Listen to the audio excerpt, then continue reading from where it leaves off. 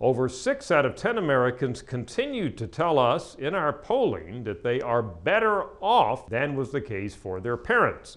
We can look back at time. This same question has been asked by a variety of polling organizations in addition to Gallup over the years. In fact, we go back about 14 years to 1994 and find an example of when it was asked by the National Opinion Research Corporation in their General Social Survey. What did we find back then? 63% said they were better off than their parents, exactly the same percent as tell us that today.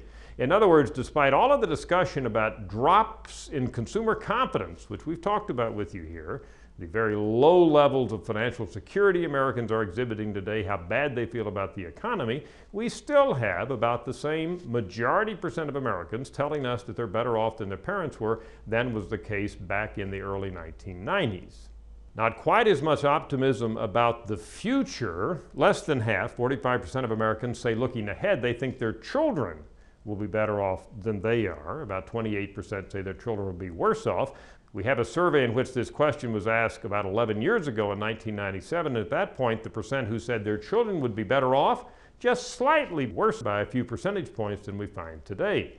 So in all the measures we look at relating to standard of living, the data suggests that Americans generally are as positive about their comparative standard of living now compared to their parents as they were, 10 or 20 years ago, and looking ahead, seem to be about as optimistic about their children's chances as they were 10 or 11 years ago.